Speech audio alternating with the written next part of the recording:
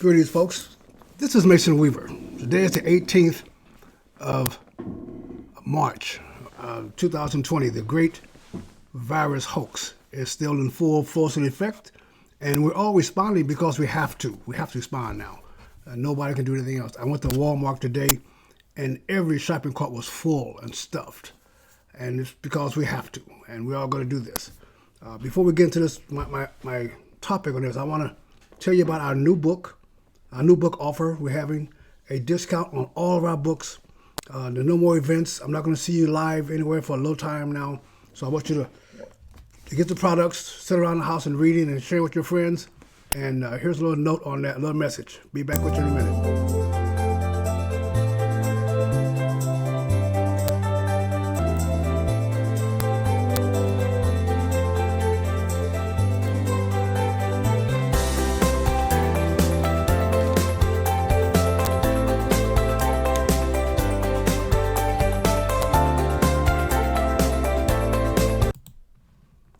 I want to thank you for that. You can find my book available on my website. You see at the bottom here, leavetheplantation.org, and it's available to you to come in and look around and see the books you want.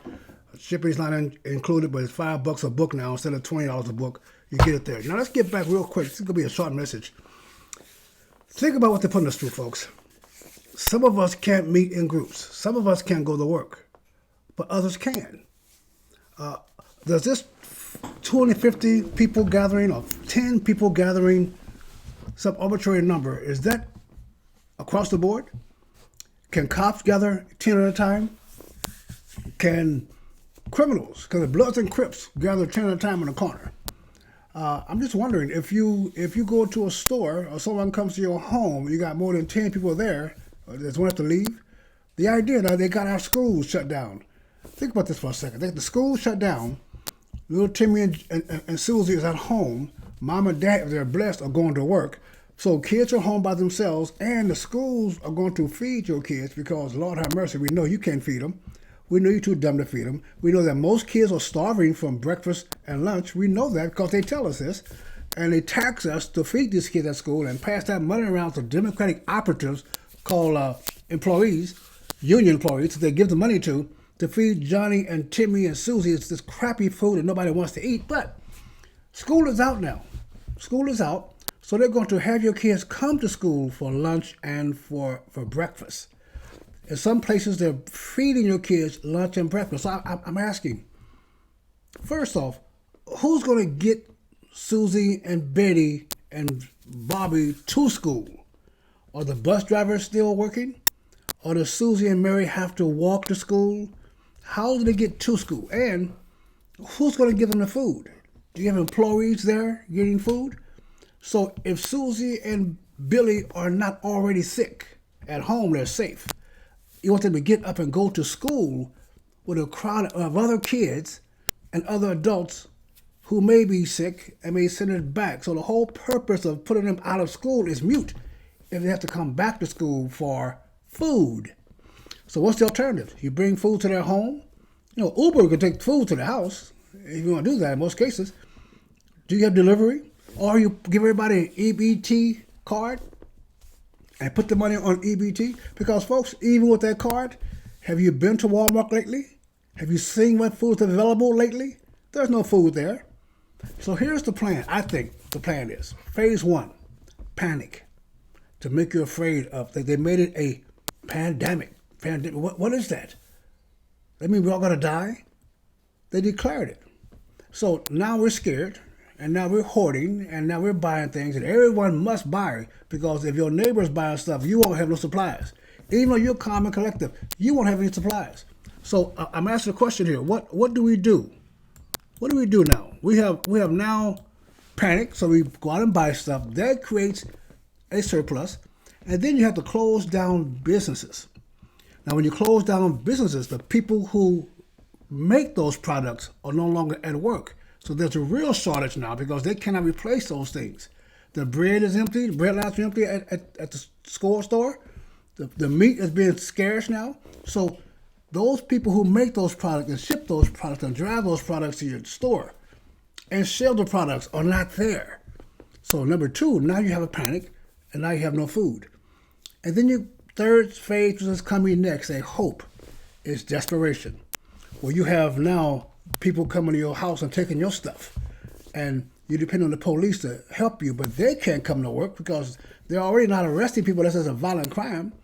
And so that's called cultural breakdown. And when cultural breakdown happens, the government is set to come in and rebuild the culture. We don't rebuild the culture. Our family and friends don't rebuild the culture. The government will set the rules to rebuild the culture their way, in their image. You let Democrats win this election. You let Democrats win this election in the midst of this ongoing fake crisis. You let Nancy Pelosi and Chuck Schumer with Joe Biden and his handlers running this country. You let them tell you about your guns and ammunition. There's a shortage of ammunition. We won't take your guns away for your own safety. You let them tell you about your curfew, how many hours you can work. You let them tell you about your travel. You'll be dependent. Folks, there is a crisis. There is a crisis. I went to try to buy ammunition for my guns. Couldn't find hardly any of them. The ones I like, you could not find. People are buying. But they're going to stop those gun manufacturers from even opening their doors up because of the pandemic. You might catch a virus. So we got to close your business down. We'll give you some money, maybe, sure, eventually.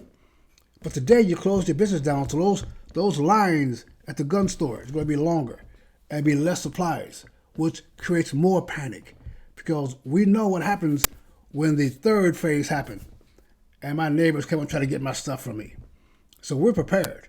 But we're not prepared for the government stepping in and making us conform to their image. That's the real goal, folks. That's why I wrote the book, The Democratic Party Hates America. Because they want chaos. They live in chaos. Get that book on my website. It's only $5 now. My goodness. The Democratic Party hates America. They hate God. They hate babies. They hate black folks. They hate freedom. They hate patriotism. There is nothing they do that is not full of hate. So in this environment, we have to participate. You have to participate because your neighbors are buying up everything that you need next week. You got to do it.